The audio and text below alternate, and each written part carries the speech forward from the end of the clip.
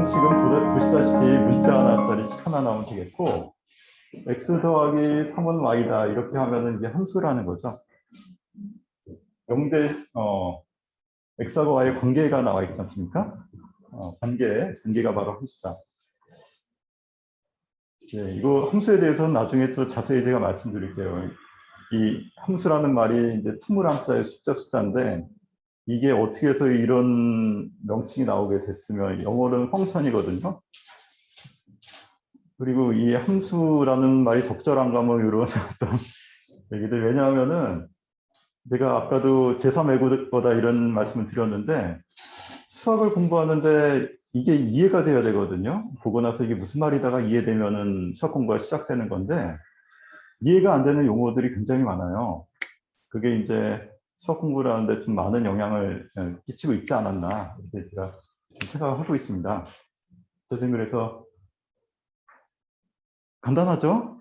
이렇게 이제 x하고 하나는 y가 있고 하나는 y가 없다 정도로 이제 구분하시면 될 것 같고요. 자, 그 다음에 부등식을 마지막에 다룰 건데요. 부등식은 그 쉽게 말씀드려서 fx는 0보다 크다. 이 등호 대신에 부등호를 넣은 식이죠.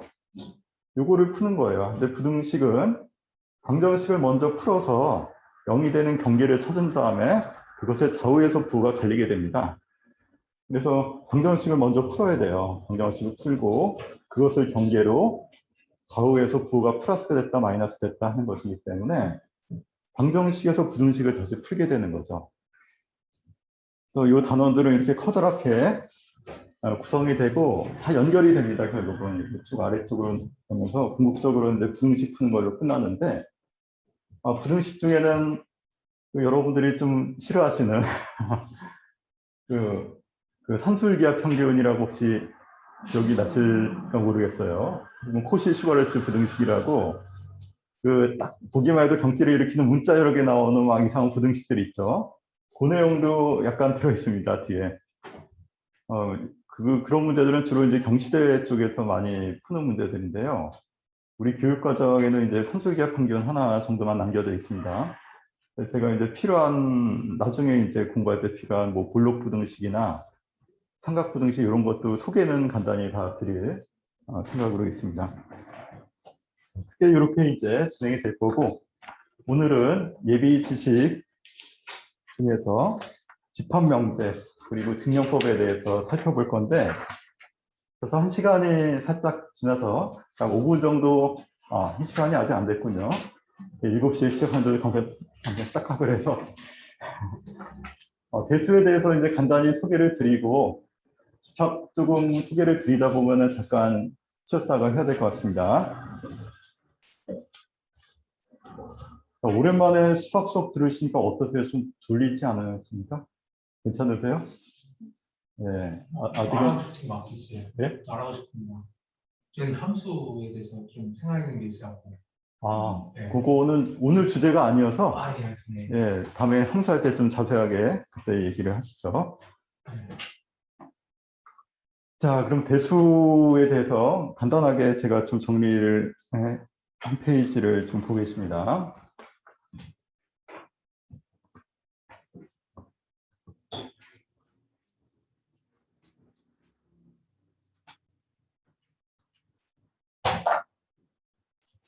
대수는 영어로 알지브라. 대수 그 한자가 이제 보시면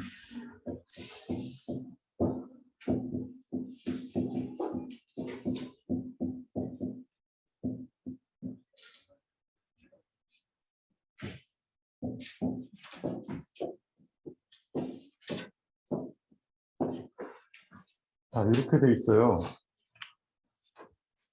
대수란 말은 혹시 많이 들어보셨나요?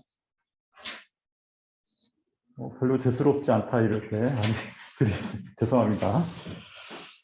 좀 썰렁 개그가 좀 안 통하는군요. 그 대수라는 것은 그 한자를 보시면은 수를 대신한다, 대신할 대자잖아요.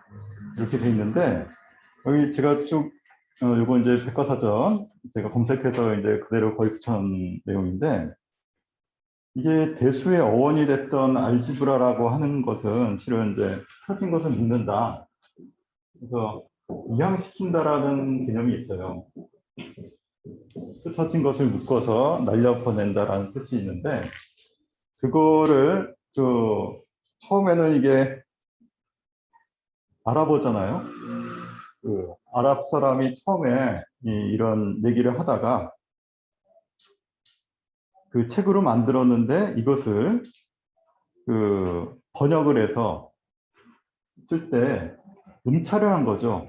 이쪽에서도 음차를 해서 이제 아랍어 음차를 가지고 처음에는 저쪽 그 라틴어로 먼저 갔다가 그다음 영어로 가게 되는데, 영어로 가면서 음차를 해요.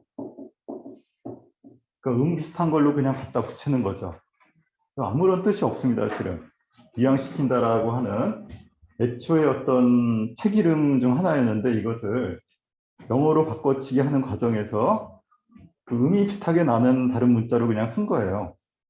근데 크게 의미가 있을 리가 없는데, 이것을 여기 보시면 알겠지만 1859년 그 청나라 수학자입니다. 이선란이라는 분이 번역을 하면서 배수라고 번역을 해요. 굉장히 다르죠. 원래 중국은 음차로 많이 하거든요. 알지브라에 해당하는 음차를 그냥 써도 되는데, 그 전혀 다르게 대수라고 번역을 합니다. 이게 저도 참 좀 이상하잖아요. 말이 맞지 않는 것 같은데, 나중에 세월이 흐르고 나면은 이 사람의 번역이 참 대단했다라는 생각을 하게 돼요. 왜냐하면 이 사람을 딱 봤더니 옛날에는 숫자를 써서 계산하는 거 위주로 수학책이 있다가 어느 순간에 문자들이 등장하기 시작한다는 거죠. 1, 2, 3 대신에 일반적으로 X라고 갑자기 갖다 쓰기 시작한다는 거죠. 그래서 수를 대신하는 문자를 쓰고 있다는 뜻입니다, 실은. 수를 대신해서 문자를 썼다. 이것이 대수다, 이런 뜻으로 썼는데, 이게 최근에는 더 발전해서요. 이게 숫자뿐만이 아니고 어떤 우리가 생각할 수 있는 객체, 도형, 무슨 관계, 이런 것들을 대신해서 그것들끼리 어떤 관계를 표현하는 수학이 바로 대수가 됩니다. 요새 대수는 굉장히 좀 폭이 넓어져서 달라 보이는 두 대상에서 같은 것들을 추려서 같다라고 인식하는 그 과정을 하거든요. 수학의 핵심이라고도 할 수 있는데, 이게 수를 뛰어넘어서 그 다음 세계로 가고 있다는 거죠. 수에서 출발했지만 수를 넘어서 굉장히 추세계를 넓히고 있다.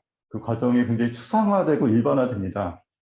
그러다 보니까 점점 어려워지는 거거든요. 저희가 몸으로 피부로 느낄 수 없는 이런 세계를 자꾸 다루게 돼요. 이게 이제 수학의 어려움의 본질입니다, 실은.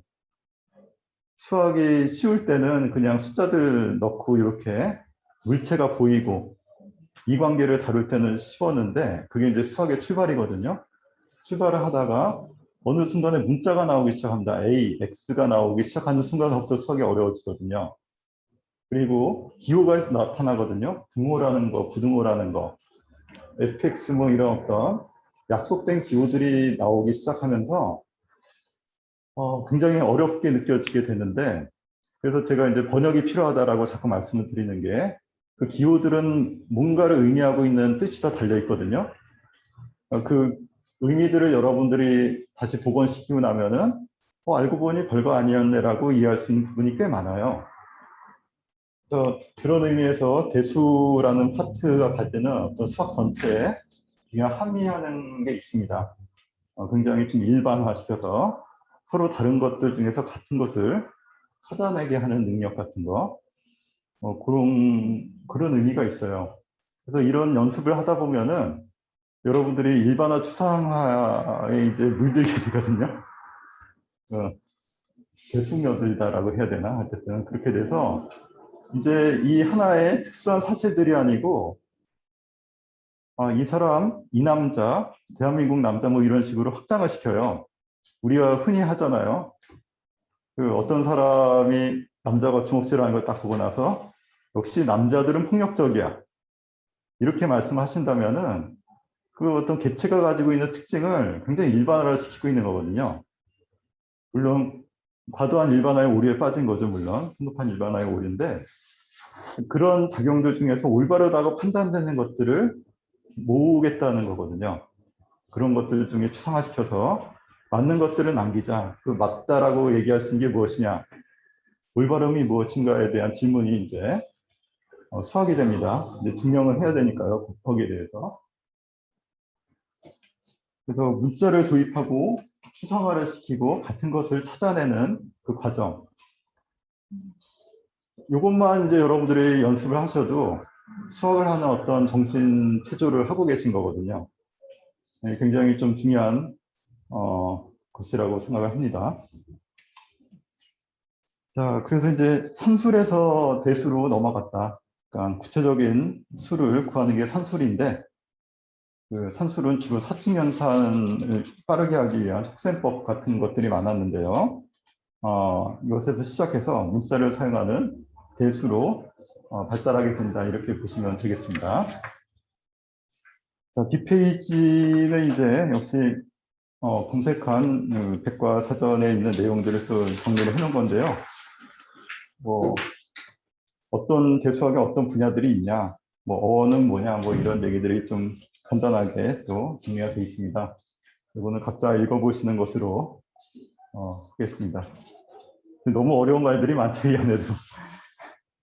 개수학만 봐도 뭐 반굴론, 굴론, 활론, 대포형대수, 격자론, 정수론 뭐 이런 단어들이 딱 봐도 이거 뭐지? 이런 생각이 들 수 있는데요. 이것들 아까도 말씀드렸지만 이런 것들을 다루는 게 거의 1년 과정이거든요. 굉장히 좀 방대한 내용들이고 그냥 이런 게 있다 정도만 지금은 보시고 넘어가시면 될 것 같습니다. 그리고 중간에 에우클레이데스라는 사람이 나오는데 유클리드예요. 유클리드를 에우클레이데스라고 되게 이렇게 얘기를 합니다. 에우클레이데스의 원론이라고 하면 유클리드의 기하 원론을 가리키는 말입니다.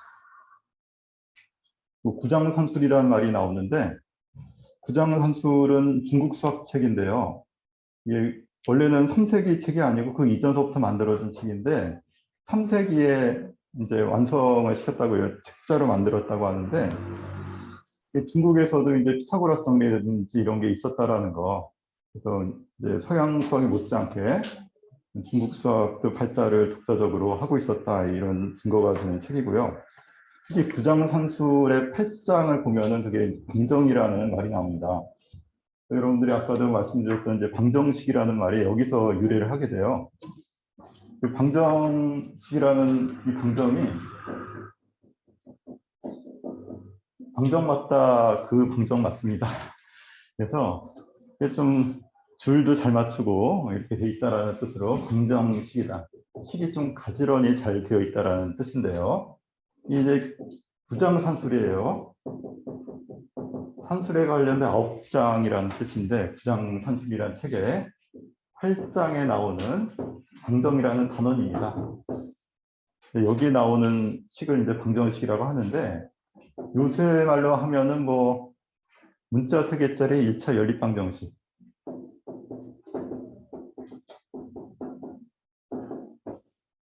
방정식을 푸는 요령에 대해서 설명하는 부분이에요. 거기에 나온 이 방정이라는 말을 따서 우리가 이제 방정식이라는 말을 쓰게 되는데 저는 개인적으로 이걸 영어로 하면은 이퀘이션이라고 하거든요. 그냥 등식이라고 번역이 됩니다. 이게 찾아보시면 이거 물론 한글로 사전 찾아보면 이거 방정식이라고 번역을 할 거예요. 하지만 영어로서는 이게 등식이기 때문에 방정식이라는 용어 자체가 실은 제 생각에는 좀 잘못 지어졌다? 불필요하게 어려움을 주는 용어다, 이런 생각을 합니다. 방정이란 말이 굳이 필요 없거든요. 그래서 미지수가 들어있는 식정도를 등식정도로 이해하시면 되는데 방정식 하니까 뭔가 좀 어렵고 수학적이고 그렇잖아요. 그 순간 이제 수학이 또 어려워지지 않았나. 함수도 비슷합니다. 함수라는 말도 보면은 별로 이게 함수 맞아, 이런 x하고 y의 관계라는 데 치중을 해야 되는데 그냥 수를 품고 있다 정도로 해석을 하니까 물론 의욕적으로는 충분히 좀 멋지게 좀 표현했다라고 할 수도 있어요. 한데 수학을 이해할 때는 그런 한자 용어들이 좀 불필요하다라는 생각을 많이 하게 되거든요, 저는. 물론 가르치는데 애들이 못 알아들어서 제가 그렇게 현장에서 많이 느끼게 됩니다. 그래서 저는 개인적으로 계속해서 이제 용어에 대한 말씀을 계속 드릴 거예요. 이 용어에 대해서 말씀을 드리고 이 용어를 좀 다른 식으로 바꿨으면 좋겠다라고 제안도 많이 하고 싶고 여러분들이 제안도 또 아이디어도 좀 받고 싶고 그렇습니다. 저는 말이 방정식이라 하나 있어요. 뭐, 수학이라는 말이 무슨 말인가요? 매스매틱스 말고 수학이야. 그죠. 그런 그것도 말은 수라는 게요. 음, 경우의 수를 배울 때 경우의 수가 숫자로 나오긴 하지만 음, 숫자도 경우의 수지만은 경우의 수가 숫자로 딱 답이 나오잖아요. 근데 그게 아니고 이 경로의 개수인데 어떤 가능성의 수를 따지는 거예요. 그러니까 이 수가 난다. 그러니까 근데 미지수를 구한다 이런 것도 있지만 수가 난다. 일상어로서 이제 하는 게 가능성이 또 이제 사실 이제 그런 게 이제 관심이 나고 이제 손 숫자 쓰잖아요. 손이 이제 직립봉을 하면서 이제 어떤 이 10개가 이제 손가락 10개가 있고 또 이제 어떤 인간의 어마어마한 가능성이 생긴단 말이에요. 손으로 이제 제작을 하고 이게 복기를 하고 이게 제가 근데 잠깐만요. 그 수학의 숫자가 손숫자가 아닙니다. 손자 아니에요. 아니 장기를 바둑이 한 수 한 수는 손숫자들이에요. 손숫자. 장기를 한 수 한 수 이렇게 두잖아요. 경우수 이게 다 경우수인데 손숫자고 그러니까 그게 그런 게 이제 한자랑 나도 좀 비슷한 생각들을 가질 때가 있어요. 그러니까 수라고 하는 한자가 여러 개가 있으니까. 근데 처음에 나왔던 질문, 수학을 왜 수학이라고 부르냐?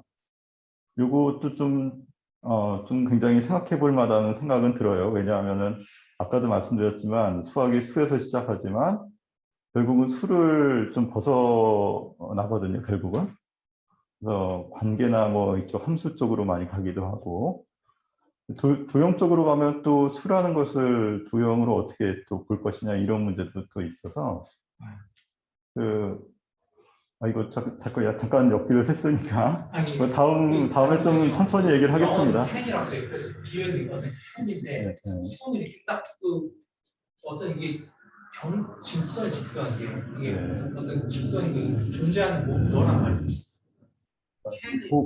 그 내용은 천천히 나중에 하도록 하고 오늘은 이제 가볍게 그냥 그 정도 얘기를 하고 넘어갈게요.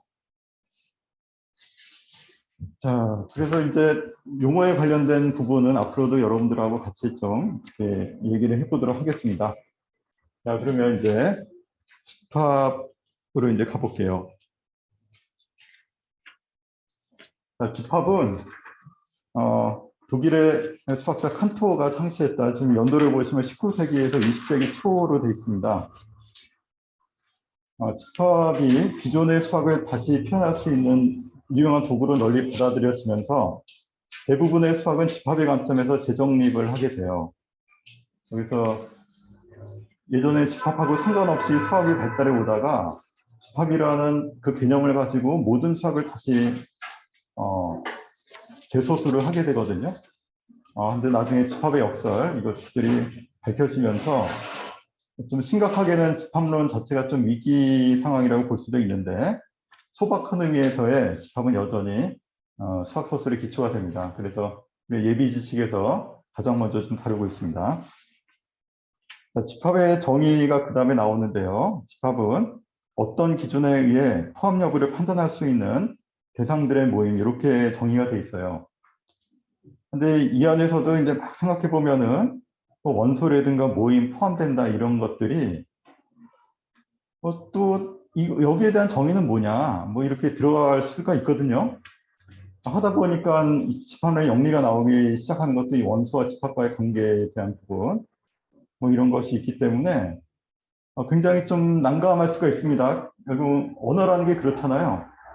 사람은 사회적 동물이다라고 딱 해놓고 그럼 동물은 뭐고 사회적이란 뭐냐로 들어가면 또 거기에 관련된 백과사전이 또 나오게 되고 뺑뺑이 돌다가 결국은 다시 돌아와서 이런 뜻이구나를 대략 짐작하게 되듯이 그런 부분들이 있습니다. 그래서 수학은 이런 것들을 무정의 용어로 처리를 해요. 정의를 안 하고 갔다가 쓰다 보면은 아, 이런 용도를 쓰고 있구나를 깨닫게 하는 것 정도, 그 정도로 집합을 지금은 다루고 있다. 그렇게 보시면 될 것 같습니다. 자, 집합을 표현하는 방법은 알파벳 대문자를 써요. 그래서 라지, 라지비 이것들이 이제 집합을 나타내는 기호가 되고, 스몰 a, 스몰 b 같은 건 원소를 나타내는 것이 되는 거죠.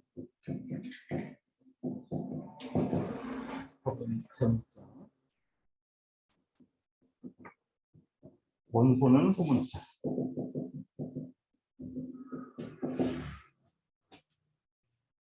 이렇게 이제 많이들 씁니다. 그리고 A가 집합 A에 포함된다라는 건 이런 기호 쓰죠. 이 기호는 이제 엘리먼트 약자입니다. 이 약자를 따가지고 이제 만든 거죠. A는 그 집합 A의 원소다. 이렇게 씁니다. 그리고 두 집합 사이에는 포함 관계를 이렇게, 이거는 영어로는 서브셋이라고 읽어요. A 서브셋 B, 부분 집합이란 뜻이죠. A가 B에 포함된다. 이렇게 이제 씁니다.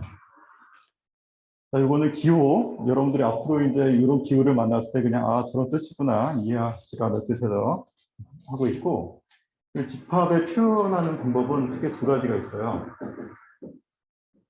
원소를 나열하는 방법이 있고 조건을 제시하는 방법이 있습니다. 집합은 정의 자체가 원소에 있어요. 그래서 집합의 특징을 묻고자 할 때는 거기에 속한 원소들이 무엇이냐를 보는 것으로 늘 갑니다. 집합에서 제일 중요한 게 원소이기 때문에 대상들이 있잖아요. 대상들이 있으니까 그 대상들이 무엇이냐를 보는 게 집합을 보는 것이기 때문에 원소를 나열하면 끝납니다. 예를 들어서 1, 2, 3, 4 이런 식으로 나열하는 게 원소 나열법이죠. 근데 조건 제시법은 X, 바라고 있습니다. 막대기니까. 영어로는 search that, ST라고 많이 써요. search that의 약자입니다. search that. 그 뭔가 하면 이런 뜻이죠. 관계대명사 같은 거예요. X는 4 이하의 사연수. 같은 말을 이렇게 이제 바꿔서 표현할 수가 있는 거죠. 이런 형식은 이제 익숙해지시면 됩니다. 이렇게 쓰는구나. 이렇게 표현하면 되지 뭐. 이렇게 이해하시면 되고. 그래서 집합 문제를 접근하실 때는 언제나 구체적인 원소 나열법으로 가셔야 돼요. 왜냐하면 되게 이제 학교에서 나오는 고난도 문제라고 하는 건 대부분 조건 제시법을 줍니다. 뭔지 모르게 하려고. 이렇게 주면은 여러분들이 그거를 알기 위해서는 원소로 바꿔치기를 해야 돼요. 그래야 명확하게 눈에 들어오기 때문에. 그 조건 제시법을 원소 나열법으로 바꿔서 생각하는 거. 그러니까 집합을 알기 위해서는 원소를 알아야 된다. 이게 이제 포인트입니다. 앞으로 집합에 대한 모든 문제들은 원소가 무엇이냐라고 돌아가서 원소에 대해서 따져봄으로써 문제를 풀게 돼요. 이 집합 전체의 어떤 문제를 다루는 우리의 기본입니다, 이게.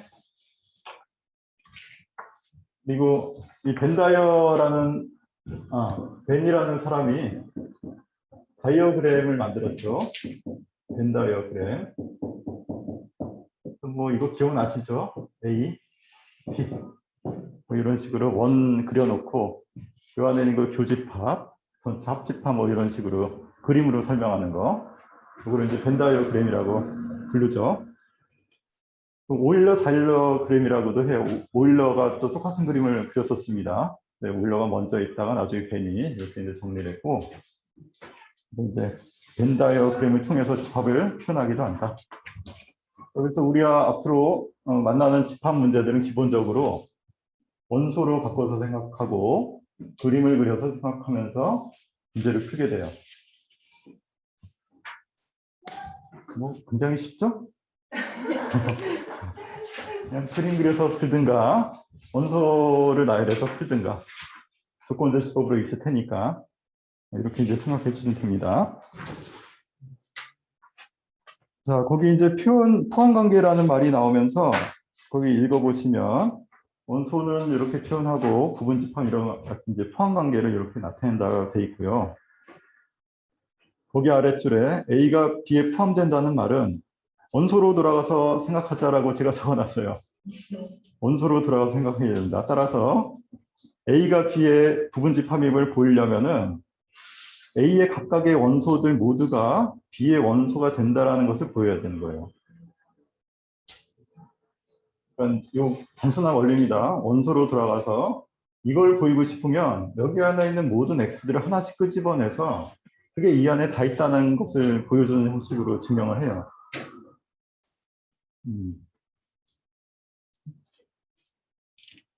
자, 여기 관련된 문제는 조금 이따가 나오니까 문제를 좀 이따 풀어보겠습니다. 그리고 같다라는 말이 나오는데 A는 B와 같다.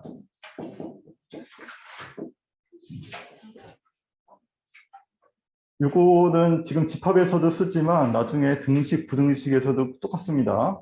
두 대상이 같다라는 건 어떻게 우리가 증명하냐 하면 그 집합이 같다라고 돼 있잖아요. 그러면 A의 모든 원소를 다 나열해 놓고 B의 원소를 나열해 놓고 일치한다를 보여주면 되는 거죠. 집합은 원소로 돌아가서 생각해 주면 되니까 이걸 해주면 되는데 이 원소를 나열하기 좀 까다로운 문제들이 있어요. 그런 경우는 우리가 어떻게 하냐 하면 A가 B에도 포함되어 있고 B가 A에도 포함됩니다. 서로가 서로를 포함하는 관계가 되면은 두 개가 같다라고 해석을 해요. 이거는 다른 관계에서 똑같이 A는 B다. 이거는 어떤 등식입니다. 얘는 집합이고요. 여기는 집합이고 등식에서 A는 B와 같다라는 것을 증명하기 위해서는 A가 B 이하가 된다라는 걸 증명하고 그 다음에 B가 A 이하라는 걸 증명함으로써 A는 B와 같다라는 걸 증명해요. 나중에 등식 부등식에서는 이렇게 우리가 써먹게 됩니다. 그래서 이 논리예요. 그냥 같다라고 하는 것은 두 개의 포함 관계가 서로 맞바꿔질 수 있다.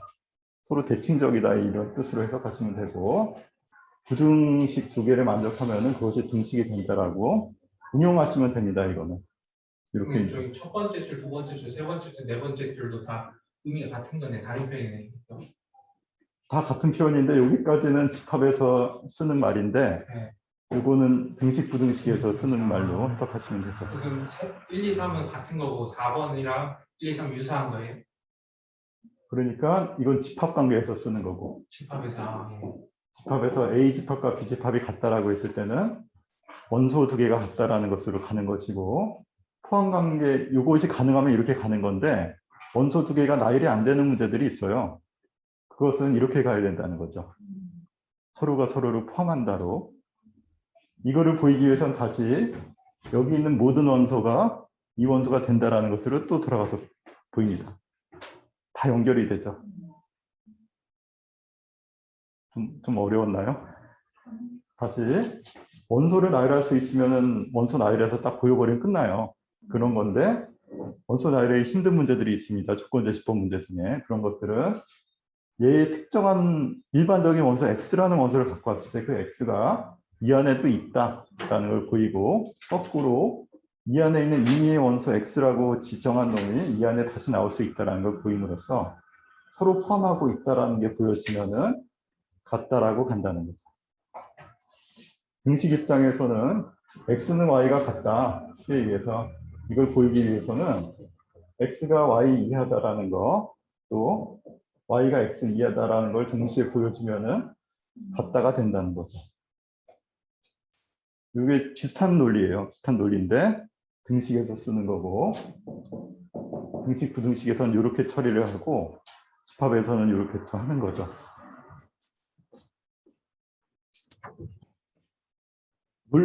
논리에서도 좀 비슷합니다. 이런 거 추이율이라고 얘기를 하는데 논리학에서도 비슷해요. 같다라는 걸 보이기 위해서는 서로 가는 방향 두 가지가 역방향이 가능하다는 걸 보임으로써 같다라고 얘기를 하죠. 경제에서도 필요 조건, 충분 조건을 동시에서 필요 충분 조건, 동치 조건이 된다라고 해석하는 것도 똑같습니다. 이런 동일한 원리들이 이제 계속해서 흐르게 되는데 약간씩 형태가 좀 달라져요. 자, 그러면 이해 안 되신 거 있으면 질문하시고 없으시면 한 5분 쉬었다가 이어서 하도록 하겠습니다.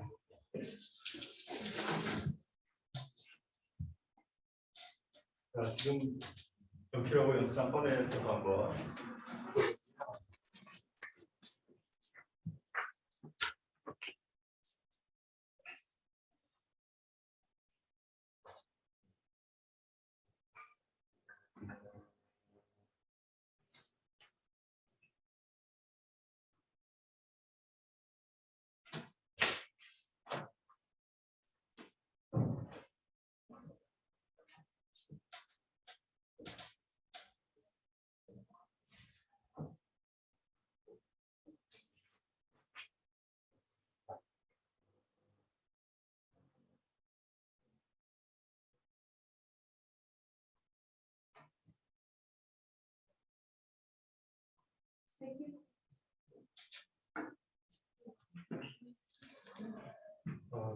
저희가 이게 나오신 분 계신 것 같은데 혹시 답 나오신 분 있으면 말씀하셔도 됩니다. 틀려도 돼요. 네 개요. 다들 4개 나오셨나요? 아직? 4개. 4개? 모르겠어요. 8개.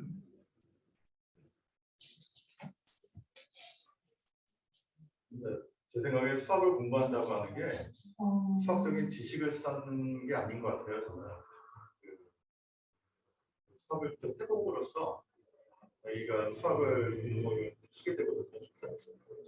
그러니까 문제를 이렇게 좁게 드리는 이유가 이렇게 해서 스스로 생각하고 고민하다가 발견한 것들이 진짜 여러분들 것이 되거든요. 이것도 뭐 그런 의미에서 그래도 문제를 풀 겁니다. 혹시 답이 나오신 분들은 뭐 틀려도 좋으니까. 3개, 4개, 5개, 3가지 경우 다 되는 거. 3개, 4개 다 볼게요. 네, 다 되는 거 아닌가요? 답은 1개입니다. 답은 1개요? 아니요. 한 가지. 가지. 셋 중에 하나를 셋 중에. 고르셔야 돼요. 한 개만 답입니다. 그 중에 한 개만 답이에요. 2개야. 2개. 4개. 4개. 다 나왔나요? 2개, 4개는 되겠습니까? 정답은 하나밖에 없죠. 어쨌든 6개 이렇게 나오는데 이 문제를 그때 아까도 말씀드렸지만 집합은 원소가 중요하다. 원소로 들어가서 생각하시면 돼요. 그리고 이런 문제 풀 때 그림을 활용해 주시는 것도 늘 추천합니다. 집합 문제들은 먼저 벤다이어그램을 활용해서 풀겠다 이런 말씀이 있고요. 저는 A 집합이 있어요. 그리고 B 집합이 있고 마이크 하셔야 될 것 같아요. 마이크가 그렇군요.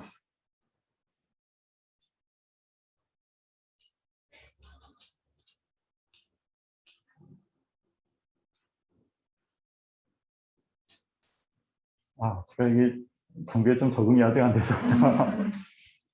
자, 그래서 벤 다이어그램을 그리고 가시는 게 좋고요. A, B 그리고 X가 여기 어딘가 있겠죠? 자, 근데 확실한 것은 여기에 A, B, C가 있다는 거는 알고 있고, 그 다음에 남아있는 게 D하고 E 2개가 남아있죠. D하고 E를 집어넣으려고 하는데 어떻게 넣으면 되겠습니까? D가 들어갈 수 있는 데가 몇 군데 있죠? 여기 들어갈 수 있고 여기 들어갈 수 있죠. 그러니까 2가지 가능성이 있어요. 각각에 대해서 얘가 2가지 있고 E도 2가지 있죠. 그래서 답은 4가지가 있습니다. 이렇게 생각하시면 답이 나오고, 여기에 도달하기까지는 다른 방법도 있을 수 있죠. 직접 다 나열해서 해버리겠다는 마음도 괜찮아요. 그래서 X가 될 수 있는 게 뭐냐 해서 X는 A, B, C라고 써도 일단 되죠. 그 다음에 또 쓸 수 있는 게 A, B, C하고 뭔가 하나를 넣은 거. 그래서 D가 될 수도 있고 이렇게 될 수도 있고, 그 다음에 2개를 더 넣을 수도 있는 거죠. 이렇게 다 적어봤더니 4가지가 나오는 거죠. 처음부터 이렇게 간다라는 건 굉장히 좀 수학머리가 있으신 분이고, 일단은 이 과정으로 먼저 풀어줄 줄 알아야 돼요. 그러니까 이거를 여러 번 경험하다 보면은 이제 그림 그려서 이 방법을 쓸 생각을 하게 됩니다. 그게 이제 수학머리가 이제 발달하기 시작하는 거거든요. 그럼 저기 부분 집합이라는 거에 두 개의 집합이 같은 것도 포함이 되는 거예요? 그렇죠. 아까도 정의가 이거였잖아요. 여기에 속하는 모든 x들이 여기에 들어가 있다. 그러면 똑같을 수도 있으니까 거꾸로 b하고 x가 이런 포함 관계가 되면은 b하고 x가 같아진다라고 결론이 났었죠. 아까 같다라는 걸 보이기 위해서는 서로가 서로를 포함한다. 같을 수도 있다라는 걸 기본으로 하고 있죠.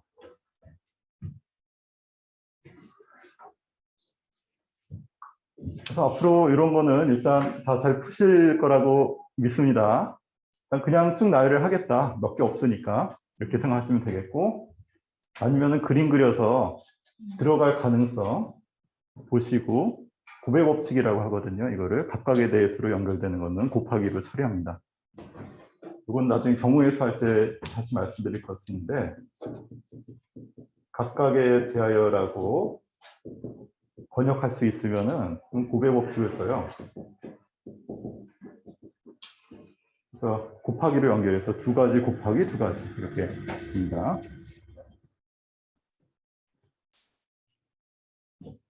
자, 그럼 다들 아신 것 같으니까 제가 응용 문제 하나 더 추가해 드리겠습니다. 하나 더 풀어보세요. 이 정도만 하시면은 뭐 다음 문제는 잘하시지 않을까.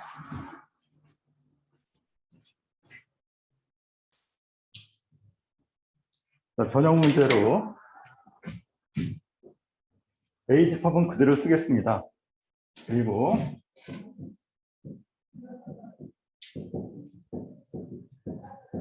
B가 없어졌어요.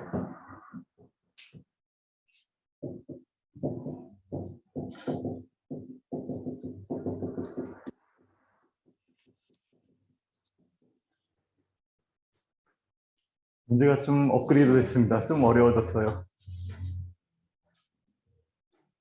BC라는 두 개의 집합이 있어서 이제 아까 B가 없어졌습니다. A는 똑같은데 이 관계를 만족하는 BC 순서쌍의 개수를 구하는 문제예요. 나열할 게 굉장히 많겠죠. 나열하려고 하면.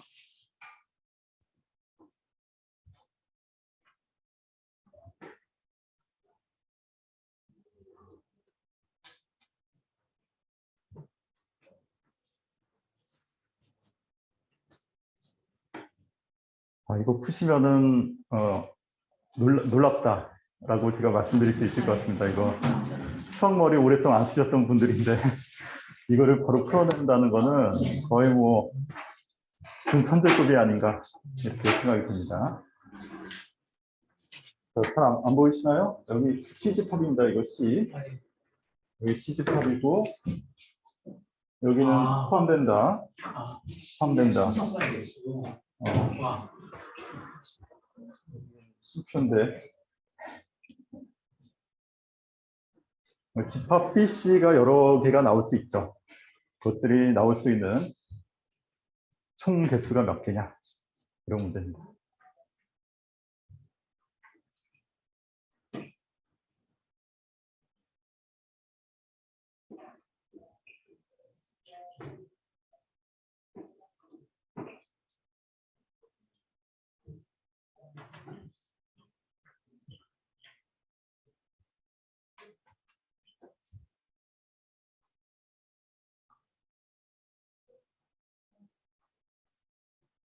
자, 방금 전에 풀었던 요령을 좀 떠올리시면서 그거를 좀 응용을 해주셔야 되겠죠.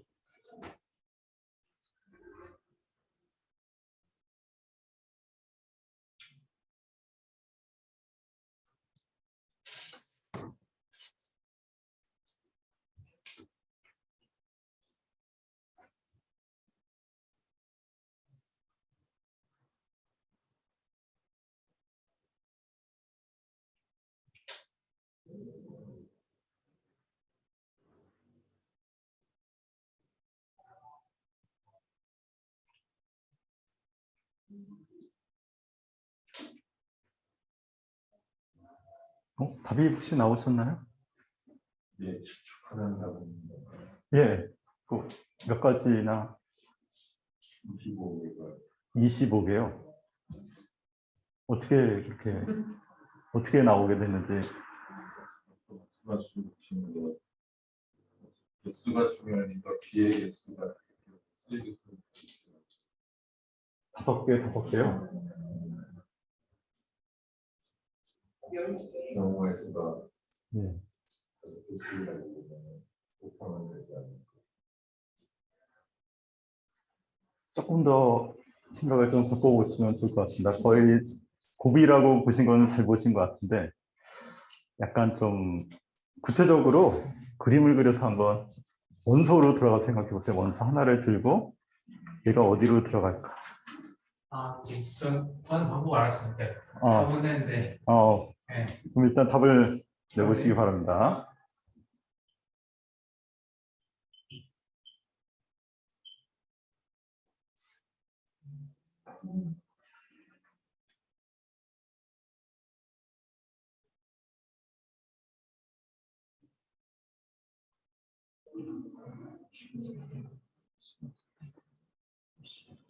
자, 집합은 원소가 중요합니다. 원소를 들고 생각하세요. 이 원소를 딱 들고 어느 집합에 어떻게 들어갈까?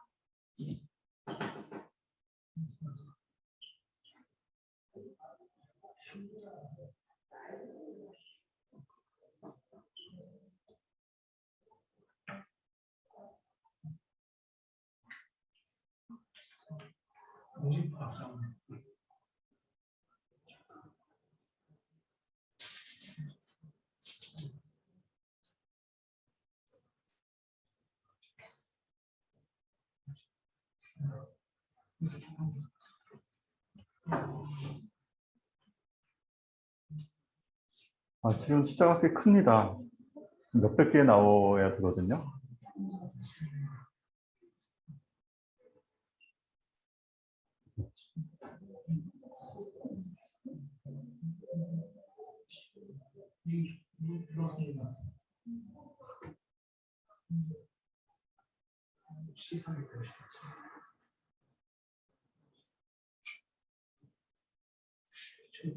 콤비네이션 까먹었어.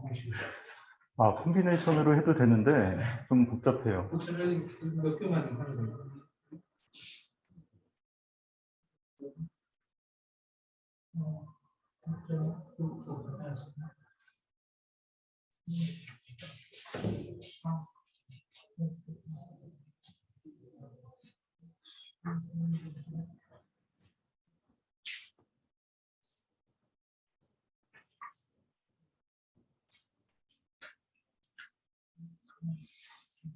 이 시간이 좀 아쉽네요. 제가 좀 충분한 시간이 없어서. 이거 어떻게 답을 알려드릴까요? 아니면은 숙제로 하고 다음 주에 알려드릴까요? 숙제 해주세요. 다음 주. 제가 그랬어요. 잠깐만요. 160에다가 200. 힌트를 제가 그러면 233이에요. 맞아요? 아니에요? 243. 잠깐만. 243? 233 아닌가? 맞은 것 같은데 243? 233. 야, 대단하십니다. 어떻게 푸셨어요? 마이크 좀 저쪽으로 전달 좀 부탁드리겠습니다.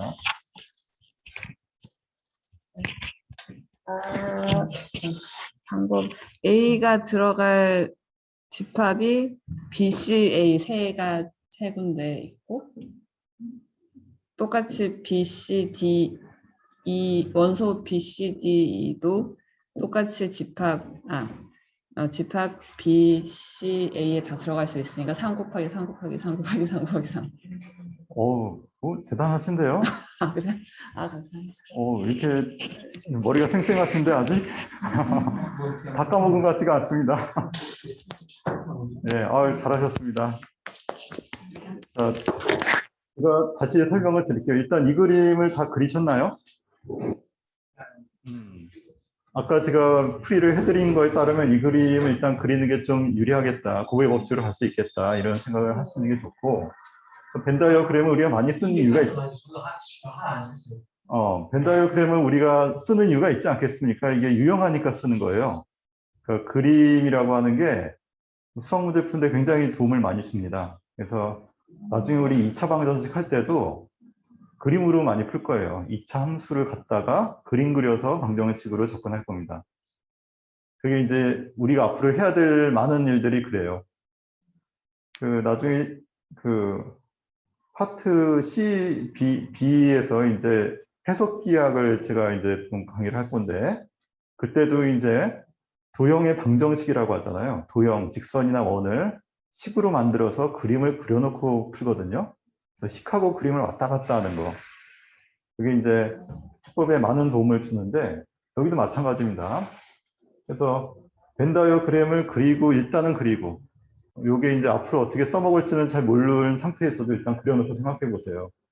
그 다음에 제가 원소가 중요하다는 말씀 여러 번 드렸죠. 원소를 A를 딱 꺼내고 넣으려고 했더니 구멍이 몇 가지가 있으니까 여기 넣을 수도 있고 여기 넣을 수도 있고 여기 넣을 수도 있죠. A를 넣을 수 있는 구획은 3가지 구획이 있어요. 그럼 A는 3가지 넣을 수 있고 각각에 대해서죠. 곱으로 연결합니다. B도 똑같이 봤더니 또 3가지 있죠. B도 3가지. 그 순간 뭡니까? 나머지는 할 필요 없다. 3의 5승이 답이죠. 3의 5승이 나오겠습니다. 자, 이게 조금 어려운 문제예요. 실은 아까는 이게 딱 고정되어 있는 상태에서도 좀 이렇게 접근하기 좀 쉽지 않을 수도 있거든요. 근데 아예 고정이 안 돼 있는 상태에서도 여전히 적용할 수 있다. 이렇게 이제 풀었던 문제가 그 다음 문제를 푸는 도구가 돼요. 데카르트가 했던 유명한 말입니다. 자기가 풀었던 방법은 그 다음 문제를 푸는 훌륭한 도구가 된다. 이런 얘기를 합니다. 저희도 계속 그럴 겁니다. 배운 거를 토대로 그 다음 문제를 풀 거고요. 그래서 약간 좀 쌓여가는 이런 맛이 좀 있습니다. 자, 이해는 다 되신 걸로 제가 생각하겠습니다. 자, 그 다음에 집합의 연산 보겠습니다.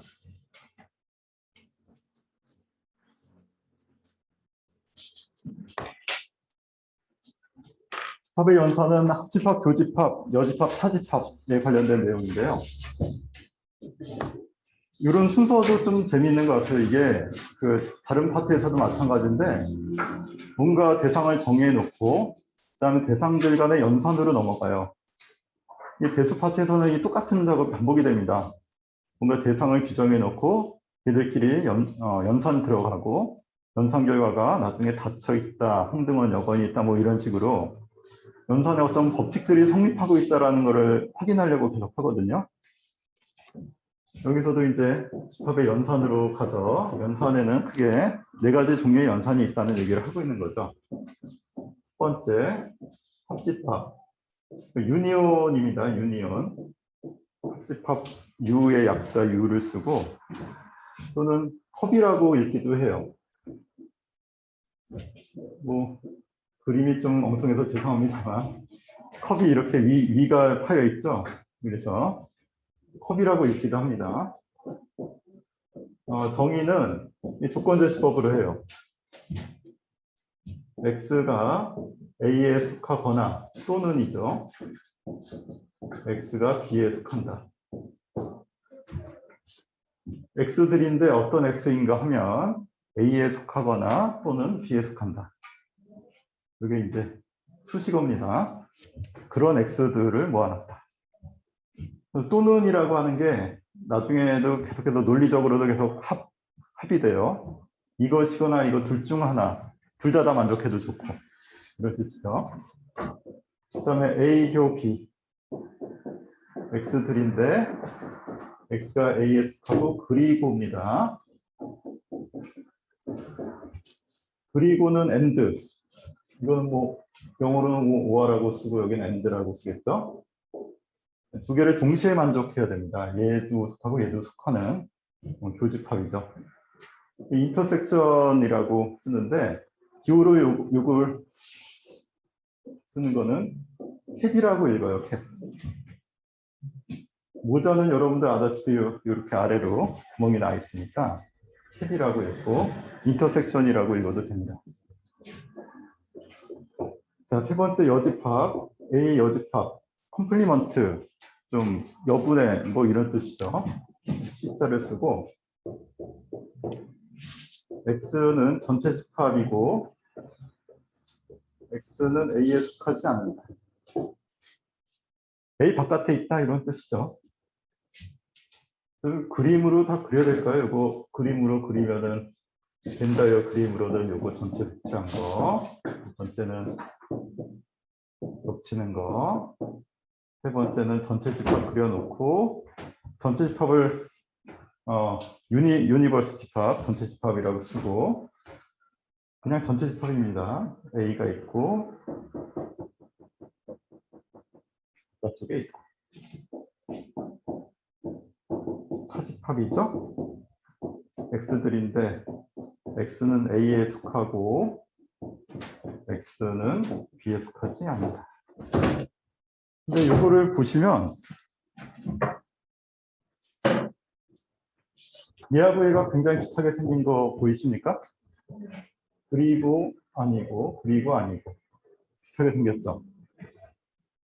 아니, 딴 거 보지 마시고 그리고 하고 아니다. 구조가 똑같다는 얘기죠. 구조가 똑같이 생겨서 얘를 어떻게 쓰냐 하면은 A 그리고 B가 아니다라고 쓰기도 합니다. 이해되시죠? 전체 집합 그리고 A의 여집합이라고 쓴 거예요, 실은. A 여집합은 이렇게 쓴 건데 요거는 문자 그대로 해석하면은 A에 속하고 B에 속하지 않는다. A차 B는 A교 B 여집합이라고 바로 해석을 하는 거죠. 그러니까 이게 이제 기호로 쓰였을 때 정의로 들어가서 다른 기호로 다시 바꿔치기 하는 통역 과정이 좀 있습니다.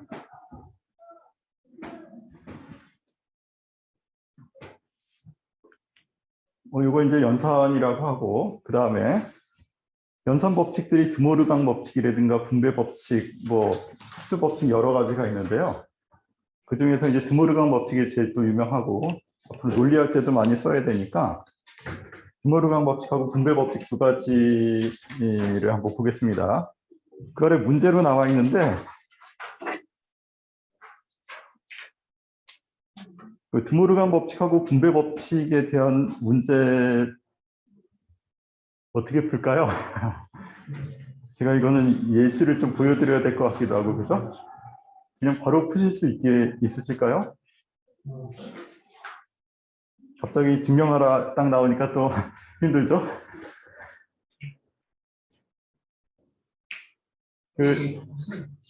두 가지 방법을 제가 아예 말씀을 드렸어요. 벤다이어 그램을 이용한 직관적인 그림을 이용한 방법이 있고 아니면 정의를 이용한 방법이 있습니다. 이 두 가지로 이걸 증명할 수가 있어요.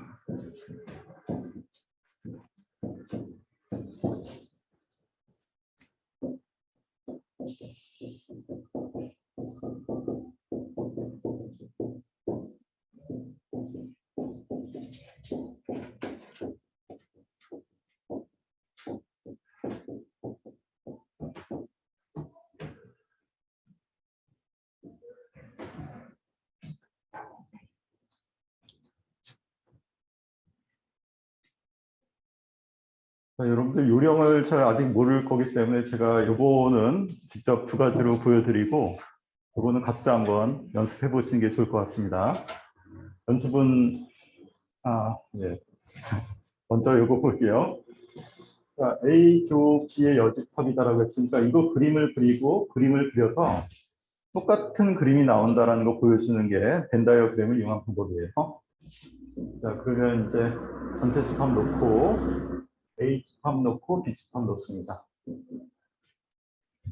자, 그 다음에 이제 색칠을 하는 거죠. 근데 보면은 영역이 크게 하나, 둘, 셋, 네 가지 영역이 있다는 거 먼저 눈으로 좀 확인하시고요. 제가 그 영역마다 번호를 붙여 놓겠습니다. 1, 2, 3, 4라는 번호를 붙여 놓고 해당하는 영역을 찾아볼게요. 여기에 해당하는 영역이 몇 번 영역이죠? 이거에 해당하는 영역. 합집합이면 1, 2, 3이죠. 그것의 여집합이니까 4죠. 그래서 드모르간 법칙에 의하면 합집합의 여집합은 4번입니다. 됐죠? 색칠 안 할게요. 아마 여러분들 옛 기억에는 이거 색칠하셨던 기억들이 있으실 텐데 지저분해지니까 저는 그냥 숫자로 영역 표현만 하겠습니다. 자, 그 다음에 여기로 가서 생각해 보세요. A 여집합. 영역이 숫자로 어떻게 되죠? 3, 4죠. 그리고 교집합, B 여집합. 1, 4죠. 뭐죠? 4번 영역이 나와야 맞겠죠. 4번이고 4번이니까 같은 겁니다. 증명이 끝난 거죠, 이렇게. 그림으로 증명한다는 건 이런 거예요, 그냥. 벤더역은 그래가지고 해당 영역이 좌변이나 우변이 동일한 영역이 나타나면은 같다라고 얘기를 할 수 있다는 거죠.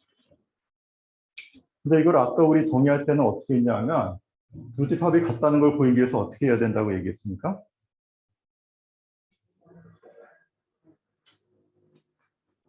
앞 페이지에서 어떻게 얘기를 했어요? 두 집합이 같다라는 거는 뭘 보여야 된다고 그랬어요? 그렇지, 원소 하나를 꺼내서 여기 있는 원소가 여기에 들어가고 여기 있는 원소가 여기에 들어간다. 이거를 보이기 위해서는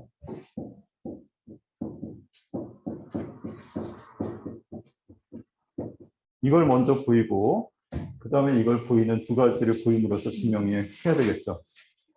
이게 정의를 따라서 증명하는 겁니다. 정의를 이렇게 했으니까 같다를 보이기 위해서는 서로가 포함된다는 걸 보여야 되기 때문에 이거를 보이고 이거를 보여야 돼요. 그러니까 여러분들은 기초가 지금 전혀 필요 없어요. 기초가 필요 없고 오늘 배운 거 안에서 이거를 푸시면 되는 겁니다. 그죠? 그래서 아까 정의가 이렇게 됐으니까 이거를 보이는 과정을 이제 제가 잠깐 보여드릴게요. 2번도 똑같은 요령입니다. 두 가지로 풀 수 있어요. 벤 다이어그램으로 한번 풀고 정의로 풀면 됐는데 시간 관계상 저는 1번만 풀고 2번은 숙제로 각자 해보시는 걸로. 자, 이제 벤 다이어그램은 끝났고요. 정의를 이용한 방법으로 한번 가보겠습니다. 그러면 두 가지를 보여야 되겠죠. 1번, 2번이라고 해놓고 하나씩 보이면 돼요.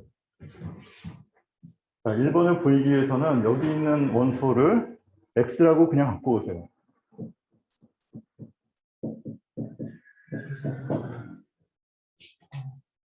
임의의 X, 여기에 속하는 X에 대해서 X가 여기에 포함된다는 것만 보이면 되는 겁니다. 그죠? 정의에 의해서 지금 풀기 때문에 정의 그대로 하는 거예요. 그래서 여기 있는 원소 하나 갖고 와서 여기 있는 원소가 된다는 걸 보면 됩니다. X가 여기 여집합이니까 당연히 X는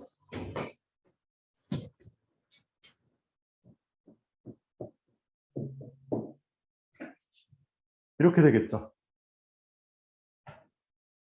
전체 합친 거에 없으니까 이 안에는 없겠죠. 이해되십니까? 네. 두 개 합친 거 바깥에 있어야 되니까 X가. 그러니까 요 하나 바깥에는 당연히 있겠죠. 그러니까 이 집합으로 보자면 이거는 4번 집합이 되는데 얘는 3, 4번 집합 안에는 들어있다는 얘기잖아요. 그죠?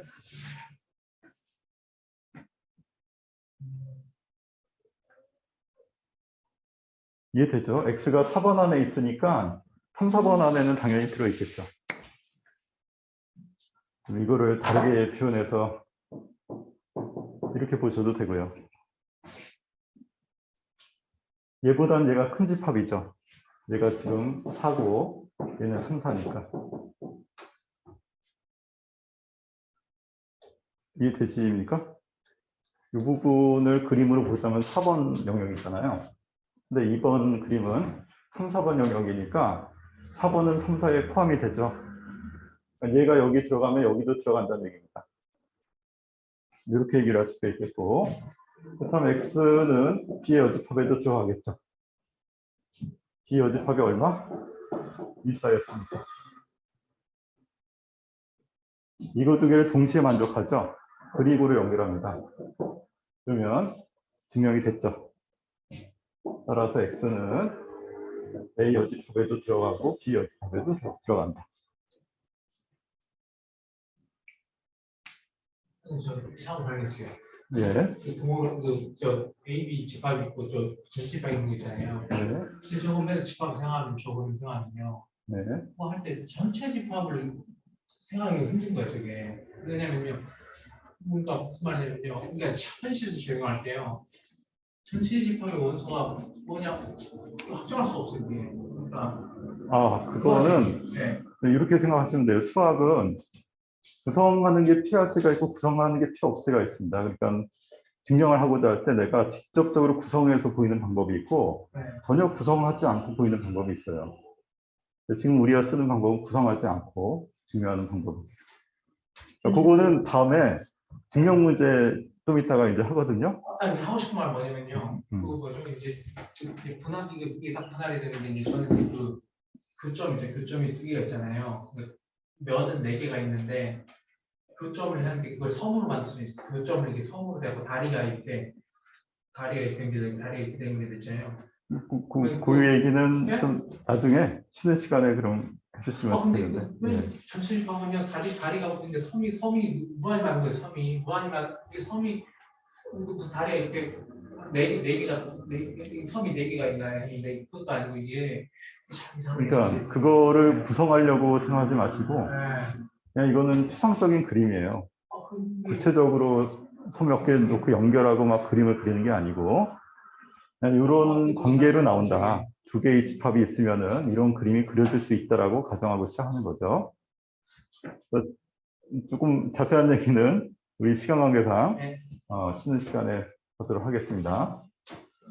자, 그래서 이런 결과로 지금 증명한 게 여기 들어있는 임의의 원소는 결국 여기도 들어간다는 걸 보임으로써 얘가 여기에 포함된다는 걸 보이는 증명이에요.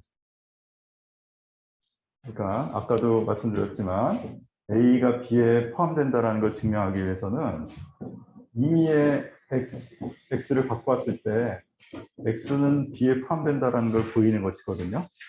이게 정의였습니다. 아까. 이게 포함된다는 걸 보이기 위해서는 원소로 들어가서 여기 있는 임의의 원소를 갖고 왔을 때 걔가 여기도 들어간다는 걸 보이는 거예요. 이게 이제 정의죠. 포함된다의 정의가 이거였기 때문에 그럼 여기에 들어가는 임의의 원소를 갖고 와서 그것이 여기 들어간다는 것을 보인 거죠. X가 어떤 제한이 없습니다. 그냥 임의의 X죠. 역시 문자가 좀 많이 나오니까 힘들죠. 수학이 어려워지는 게 바로 이 순간입니다. 기호가 많이 들어오고 다 언어예요. 그냥 다 한국말로 번역을 해야 되는데 번역이 안 된 상태에서 문제를 풀 수가 없습니다. 실은. 번역해서 이해를 해야 돼요. 이게 어떤 의미다라는 걸 이해하고 나서 거기에 맞게 지금 정의의 형식을 따라가서 그냥 풀어지는 겁니다.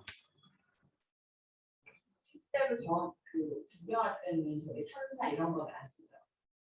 그렇죠. 이거는 내가 보시기 좋으라고 영역을 표시해 놓고 그것을 이제 나타내기 위해서 그냥 쓴 것이고 이거는 마음속에 있는 거죠. 어떻게 보면.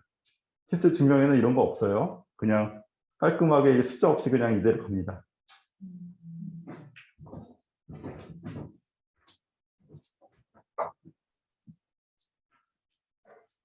그래서 제가 이해하기 좋도록 그냥 저 그림 안에서 숫자로 표현해 드린 거예요. 그냥 원래 증명에는 이렇게 돼 있죠.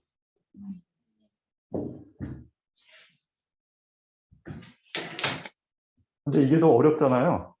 그래서 알기 좋게 제가 숫자로 표현해 드린 겁니다.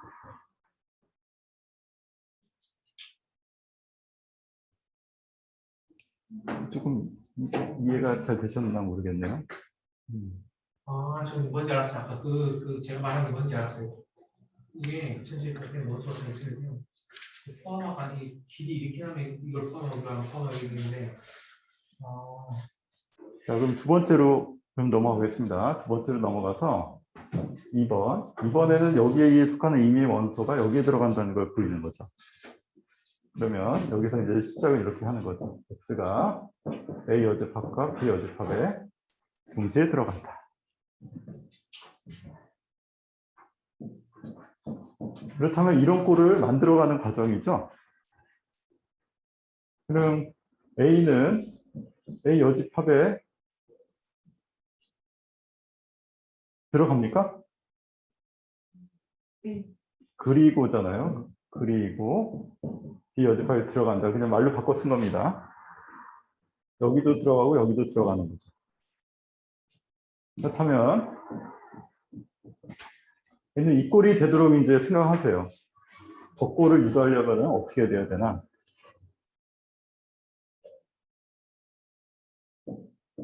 A,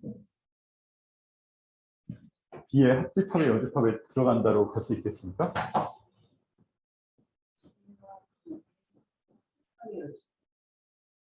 이게 우리 목표잖아요. 그죠? 여기서 이렇게 갈 수 있을까요?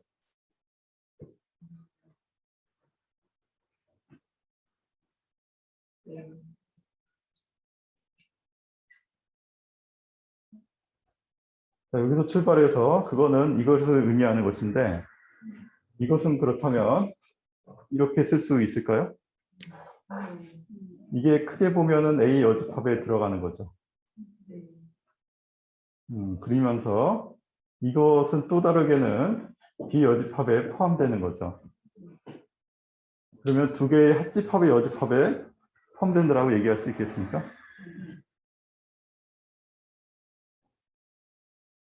자, 그렇게 해서 여기서 이쪽으로 갈 수 있다라는 얘기를 하게 되는 거죠.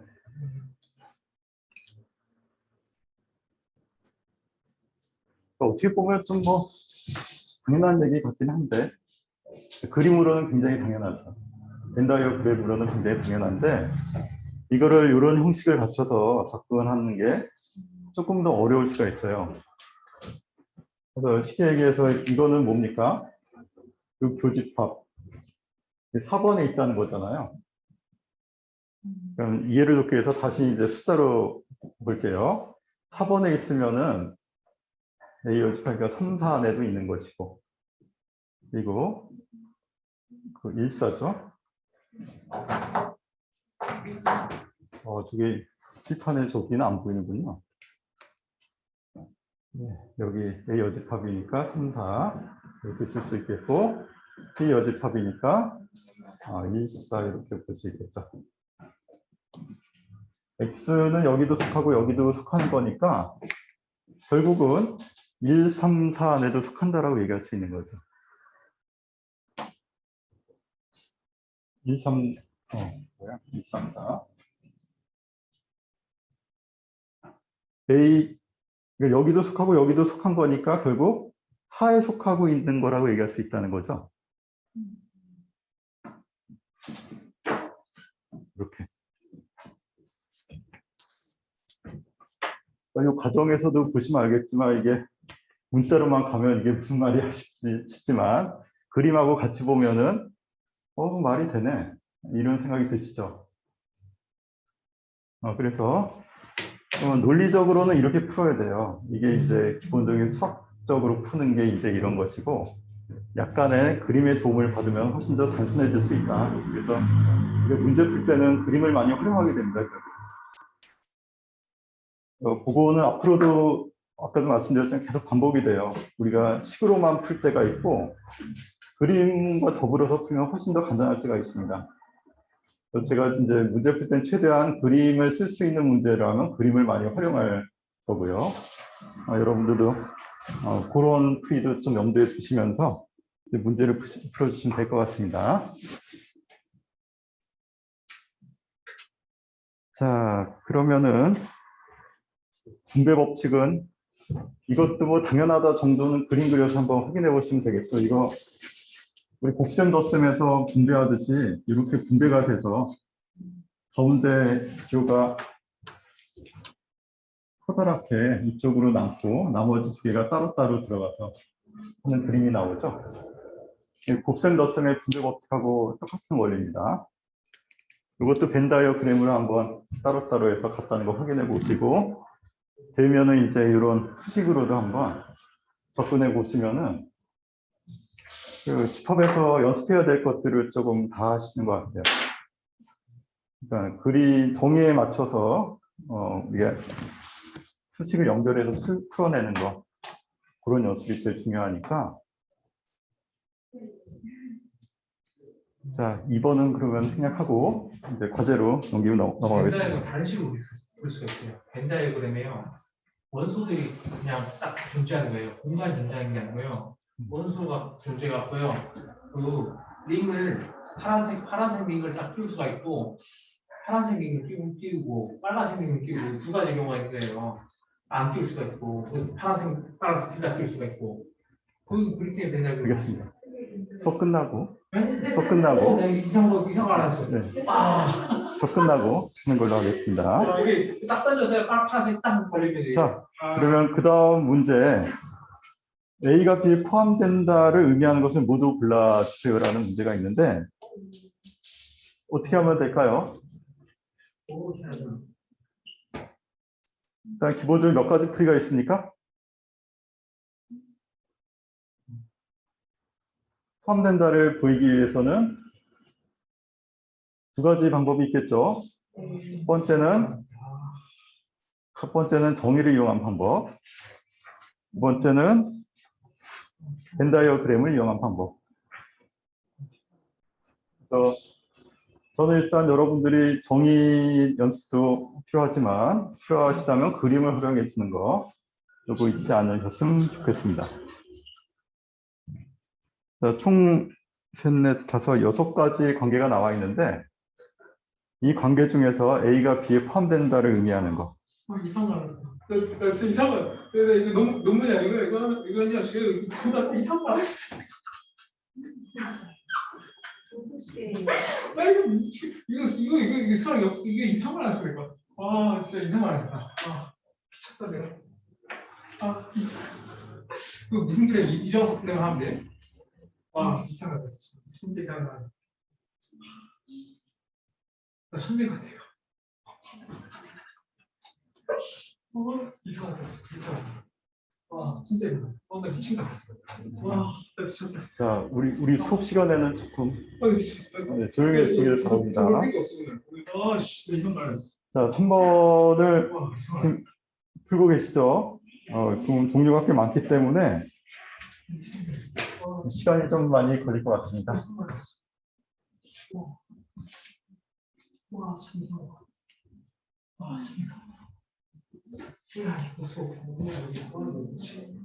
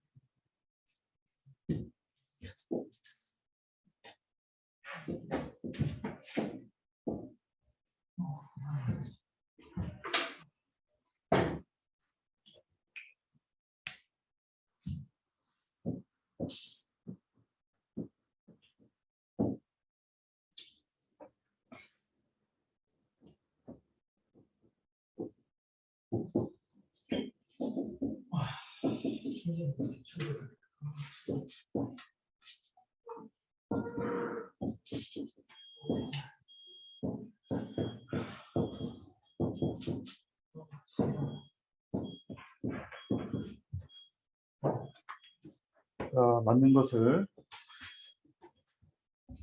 골라보시죠. A가 B에 포함된다. 보기가 너무 많긴 하지만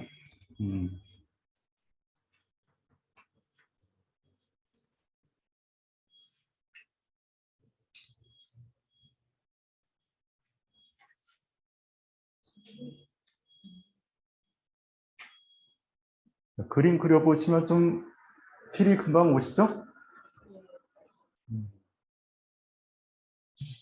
이렇게 갈게요. 다음 왜? 아니 하는 게 아니라 앉아있어요. 이게 제가 딴식 이거 뭐 집중 못했어요.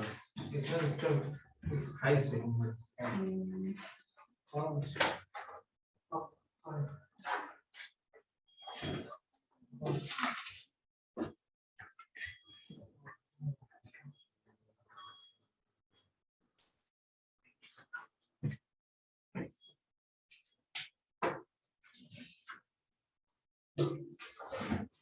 다음에 또 봬요. 예. 이거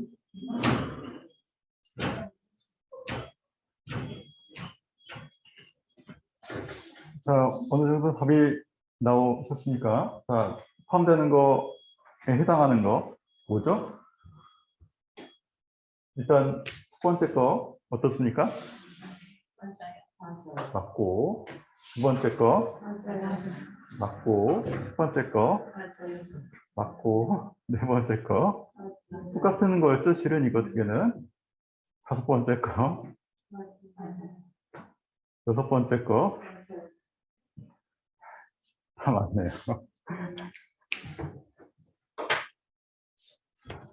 자, A 합 B라고 하면은 여기도 숫자로 한번 써보겠습니다. 여기는 원래 1, 2, 3이 나와줘야 되는데 2, 3이 나왔다는 얘기는 1번이 없다는 얘기거든요. 그죠? 1번이 없으니까 1번이 없다고 하면은 A가 2번밖에 안 된다는 얘기니까 당연히 맞는 얘기가 되는 거죠. 자, 그 다음 교 2번인데 이게 1, 2가 된대요. 그럼 1이 없다는 얘기니까 A가 또 요만큼 안에만 있다는 얘기죠. 됐고 A 빼기 B. A 빼기 B는 뭡니까? 뭐 나오죠? A 빼기 B를 한 게 1이 나와야 되는데 1이 없대요. 1이 없으니까 또 A는 2만 있다는 얘기니까 또 맞죠. 얘는 똑같은 거니까 생략. 그 다음에 A 여집합 뭐죠? 3, 4. 집합 B. 뭐 2, 3인데 뭐 그죠? 합하면은 뭐가 나옵니까? 2, 3, 4가 나와줘야 되는데 그게 전체 집합 1, 2, 3, 4래요.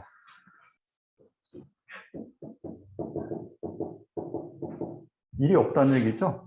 일이 없으니까 역시 A는 2만 된다는 얘기니까 통합이 됐고 B 여집합 1, 4 그리고 A 여집합이 3, 4 이게 이 안에 들어간대요. 저 4는 들어가는데 1은 들어갈 자리가 없다는 얘기가 1이 없었다는 얘기죠. 그럼 또 1이 없으니까 A는 요만큼밖에 없었다는 얘기죠. 다 똑같은 얘기입니다. 이거 맞추긴 쉽죠? 좀 하다 보니까 이거 다 맞는 거 아니야? 그래서 다 맞다 해주시면 되겠습니다. 자, 그 다음에 합집합 원소의 개수 내용이 있는데요.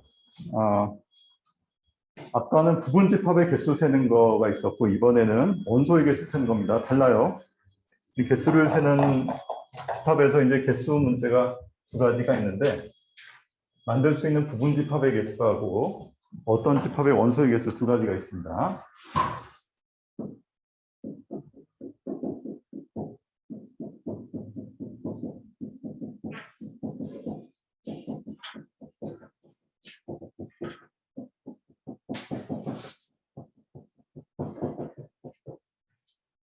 개수를 두 가지 종류가 다르다라는 걸 먼저 인식을 하셔야 돼요. 아까 했던 거랑 다른 거다. 부분집합의 개수는 아까 우리 풀었던 문제 있죠. 그런 스타일로 원소가 들어가냐 마냐에 따라서 부분집합이 될 수 있는 가능성이 몇 가지나 나오냐 이런 것이고, 그다음에 이거는 예를 들어 이런 겁니다. A, B가 있으면은 합집합의 원소의 개수를 구해달라 뭐 이런 스타일의 문제인 거죠. 자, 그렇다면은 일단 A 합 B. 이건 넘버 오브란 뜻이에요. 원소의 개수를 가리키는 용어입니다.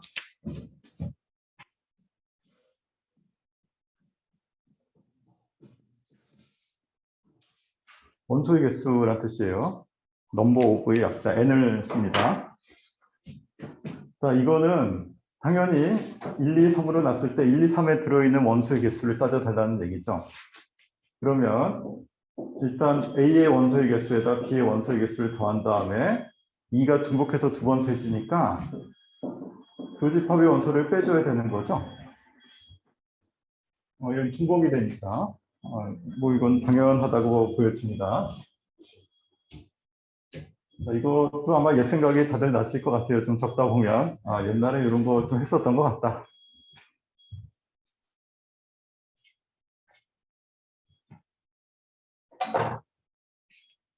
자, 그렇다면 그 아래 바로 문제가 나갑니다. 바로 문제가 나가서 3개짜리 A 합, B 합, C 원소의 개수를 표현하는 식을 만들어 달라 이런 문제입니다. 요런 식, 이렇게 생긴 식을 비슷하게 한번 만들어 보라는 얘기죠. 자, 이 문제를 제가 낸 이유는 수학에서 이 현상이 자주 반복이 될 거예요. 2개짜리에 대해서 설명한 다음에 3개짜리에 대해서 한번 해봐라. 4개짜리에 대해서 한번 해봐라. 이런 식으로 점점 확장해 나갑니다. 연산을 이항연산이라고 많이 불러요. 2개에 대한 어떤 연산만 보여주면은 n개에 대한 연산을 보여준 것과 동일한 효과가 있습니다. 우리 기본적으로 그걸 n으로 확장, 일반화시키는 걸 계속 하게 되거든요. 2개를 아는 게 중요해요. 하나와 2개를 알면은 3개, 4개, 5개, 6개로 확장이 됩니다. 어떻게 확장이 되냐? 치환을 통해서 돼요. 묶어서 하나로 보는 눈이 필요합니다. A 합 B를 B라고 생각해 보세요, 그냥. 어떤 집합 D가 있다라고 해석해 버리면 2개짜리에 불과하죠. 2개를 연산한 다음에 다 풀어진 다음에 그 다음에 D 안에 다시 A 교비를 넣는 거예요. 그럼 또 2개를 풀면 끝나는 거죠.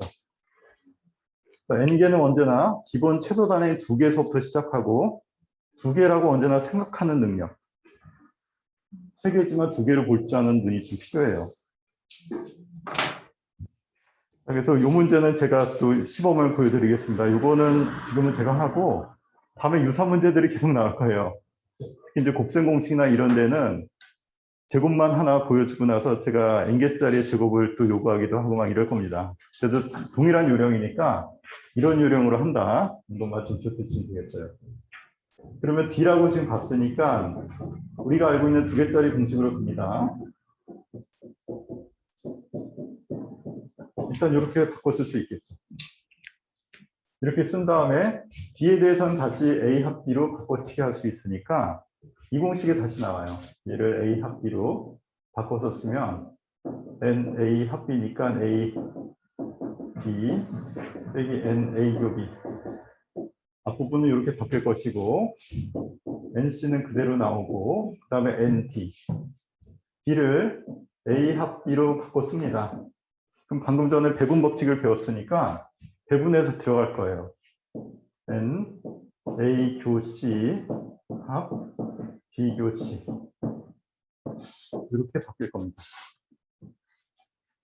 그리고 암산했어요. 지금 배분 법칙 A 합 B에 C가 들어가서 배분이 들어간 겁니다. 자, 그러면 여기 있는 부분도 또 머릿속으로 2개로 보셔야 돼요. 크게 하나로 볼 줄 아는 힘, 이게 굉장히 중요합니다. 이게 추상 능력이고요. 두 놈이지만 한 놈이라고 머릿속으로 인식해서 또 얘가 2개짜리로 보이는 거예요. 그러면 여기에서 다시 N, A 교 C, 여기 N, B 교 C, 빼기 N, A 교 C, 요 B 교 C. 뒤에 화면이 안 나오겠네요. 여기다 앞에다 쓰겠습니다.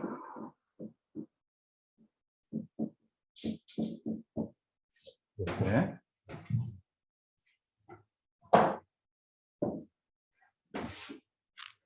그 맥락은 좀 이해가 되시죠? 이렇게 바꿔놓고 이제 정리만 해주면 돼요.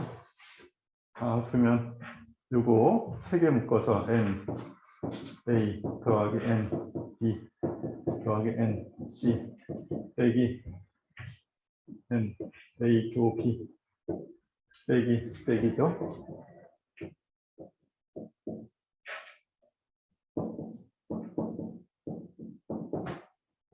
일단 여기까지 한 겁니다. 이거 하고 여기까지 했어요. 그 다음에 마지막에 빼기니까 더하기로 바뀌고 n 요건데 이게 다 교집합이잖아요. 그러니까 가로가 별로 의미가 없거든요. 가로 다 치고 나면은 C가 중복이 되니까 C도 날라가요. 그래서 A교, B교, C가 남습니다. 이 가로가 의미가 없죠. 다 교집합이니까. 다 겹치는 것만 나오니까 가로의 순서 이런 게 의미가 없어서 가로를 다 제끼고 나면 C가 중복이 되니까 C 하나 날라가고 A교, B교, C가 돼요. 이게 공식이죠, 결국. 이걸 어려운 말로 포함 배제의 원리 이렇게 얘기하기도 합니다. 그거는 나중에 경우의 수 할 때 한참 뒤네요. 맨 마지막 파트에서 좀 하게 될 건데 어쨌든 이렇게 정리가 됩니다.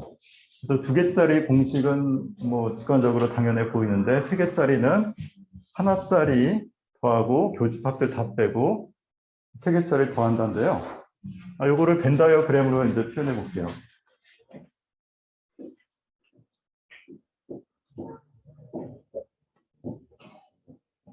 이렇게 돼 있는 거죠.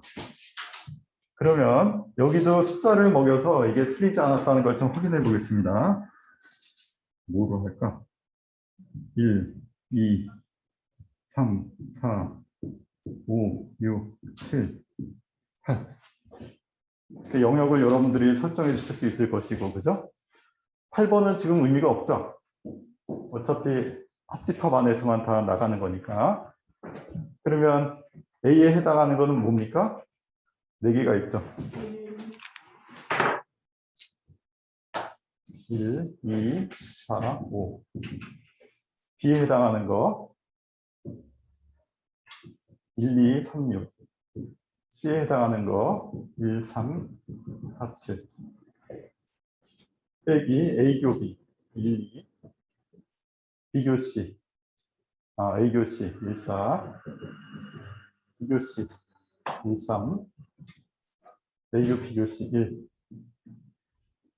자, 이거를 숫자를 잘 보세요. 1은 한 번, 두 번, 세 번 들어갔다가 두 번 빠졌다가 한 번 더 있어. 세 번, 3개 합쳐졌다가 3개 뺐다가 다시 더해지니까 1이 한 번 세졌죠? 2는 어떻습니까? 2, 두 번 세졌다가 한 번 빼고 끝났죠? 2도 한 번 센 거죠? 3은 어떻습니까? 3. 3은 두 번 더했다가 한 번 뺐죠? 한 번 세진 거죠? 4는 한 번, 두 번 더했다가 한 번 뺐죠? 4도 한 번 셌습니다. 5, 한 번 더하고 끝났죠? 5는 한 번만 샜네요. 6은 한 번 더하고 끝났죠? 한 번 셌고 7도 한 번 더하고 끝났죠? 1에서부터 7까지 한 번씩만 딱 더하고 끝난 게 나오죠. 맞았다는 걸 알 수가 있는데 유도는 아까 2개짜리에서 그대로 유도를 할 수가 있습니다. 자, 요거 보시면 이제 4개짜리도 도전해 볼 수가 있고 5개, 6개 가능한데 너무 복잡하기만 한데 느낌은 오시죠? 하나짜리 다 더하고 교집합 빼고 3개짜리 더했잖아요.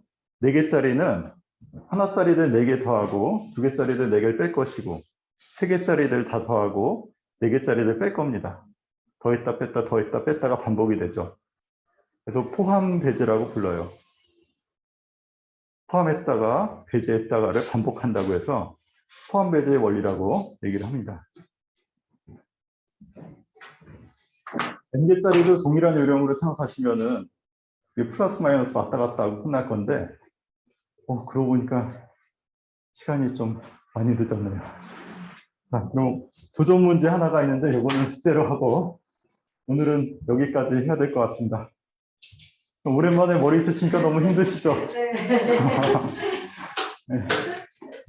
다음 시간에 조금 더 좋아지실 걸로 한번 연습했으니까 하고요. 집에서 뭐 잘 모르겠는 거 한번 좀 읽어보시는 것도 괜찮습니다. 자, 오늘은 여기까지 하겠습니다. 수고하셨습니다.